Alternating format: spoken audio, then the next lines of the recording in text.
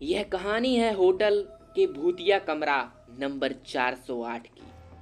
तो चलिए इस कहानी को आपके सामने लाते हैं।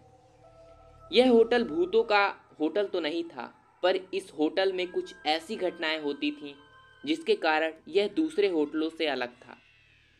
कहानी की शुरुआत कुछ ऐसे होती है कि राहुल और उसका दोस्त अमित घूमने के लिए मनाली जा रहे थे। मनाली पहुंचते ही वे सबसे पहले अपनी कार से उस होटल में गए जहां उन्होंने कमरा बुक किया था। वहां उन्होंने थोड़ा आराम करने के बाद वो दोनों घूमने के लिए निकल गए। रात होने के बाद जब वो वापस अपने होटल जा रहे थे, तभी उन खराब मौसम के कारण होटल जाने का रास्ता बंद हो गया।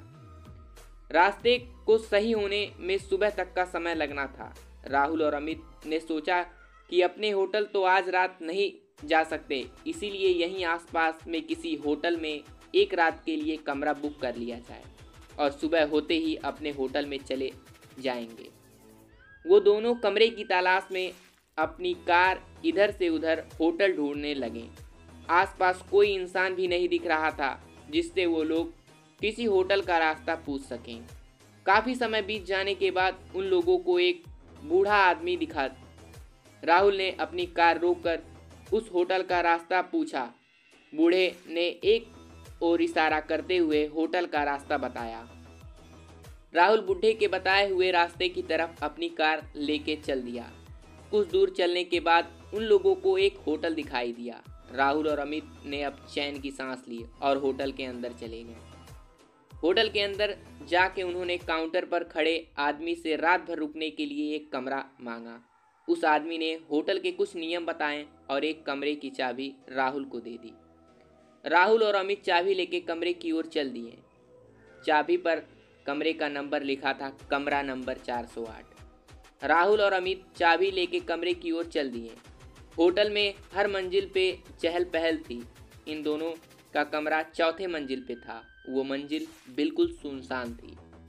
खैर, वे लोग इस बात पर ज़्यादा ध्यान नहीं दिए। उन्होंने यहाँ बस एक रात ही गुजारनी थी, इसीलिए वे लोग कमरे नंबर के अपने पास चले गए। अंदर पहुँच के उन्होंने देखा कि ये उस कमरे में तो काफ़ी धूल है। ऐसा लग रहा था कि जैसे कई सालों से वो कमरा बंद पड़ा हो और वहाँ ना तो पीने का पानी ही था और ना ही नहाने का। राहुल ने वहाँ पे रखे फ़ोन से होटल के स्टाफ को कॉल किया। कॉल किसी ने उठाया पर कुछ बोला नहीं, बस डरावनी हंसी के बाद कॉल कट कर दिया। उसके तुरंत बाद ही वापस उसी फ़ोन पे कॉल आया। इस बार होटल के स्टाफ ने कहा, सर आपने कॉल किया था, बताइए हम आपकी क्या मदद कर सकते हैं। राहुल ने जवाब दिया, आपने हमें ये कैसा कमरा दिया है, ना तो यहाँ पीने का पानी है और ना ही नहाने का, चारों तरफ सिर्फ धूल ही धूल है। आप जल्दी से यहाँ आइए और ये सब सही करवाइए। स्टाफ ने इस गलती की माफ़ी मांगी और कमरे का नंबर पूछा। राहुल ने जवाब दिया, मेरा कमरा नंबर 408 है। इतना सुनते ही स्टाफ भी डर गया और डरते हुए राहुल से पूछा, सर आप उस कमरे में क्या कर रहे हैं। राहुल ने चिल्लाते हुए कहा, क्या मजाक चल रहा है, आप लोग ने ही तो मुझे इस कमरे की चाबी दी है।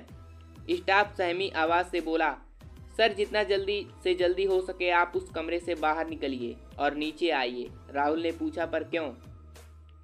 स्टाफ ने तुरंत जवाब दिया, सर सवाल जवाब बाद में पूछ लेना, बस अभी आप वहाँ से बाहर निकल जाइए और आपकी जान को खतरा भी हो सकता है। इतना सुनते ही राहुल और अमित कॉल कट करके कमरे से बाहर निकलने के लिए दरवाजे की तरफ जाने लगे। तभी किसी ने दरवाज़ा खटखटाया। राहुल ने पूछा, कौन, पर बार बार पूछने पर भी कुछ आवाज़ नहीं आई। तभी उस रूम की लाइट चली गई। राहुल और अमित अब समझ गए कि ये भूत ही प्रेत का मामला है। वो दोनों काफ़ी डर चुके थे। तभी बाहर से आवाज़ आई, सर आपने कॉल किया था सफाई और पानी के लिए, मैं वहीं ठीक करने के लिए आया हूँ। और फिर डरावनी सी हंसी के फिर सन्नाटा छा गया। तभी फिर से कमरे में रखे फ़ोन पर कॉल आया। राहुल ने कॉल उठाया। कॉल स्टाफ का था। उसने कहा, सर आप अभी तक उस कमरे से निकले क्यों नहीं। राहुल ने जवाब दिया, कमरे के बाहर एक होटल का स्टाफ आया है जो कह रहा है कि वो सफाई और पानी ठीक करने के लिए आया है। इतना सुनते ही होटल के स्टाफ ने राहुल से बोला, सर कुछ भी हो जाए आप दरवाज़ा मत खोलना, अगर आपने दरवाज़ा खोला तो आपकी मौत भी हो सकती है। ये सुनते ही राहुल और अमित दोनों बहुत डर गए। फिर स्टाफ ने कहा, सर आप अंदर ही रहिए, हम लोग आपको बचाने के लिए ऊपर आते हैं। कुछ देर बाद कमरे के बाहर से आवाज़ आई, सर हम लोग आ गए हैं, आप दरवाज़ा खोलिए।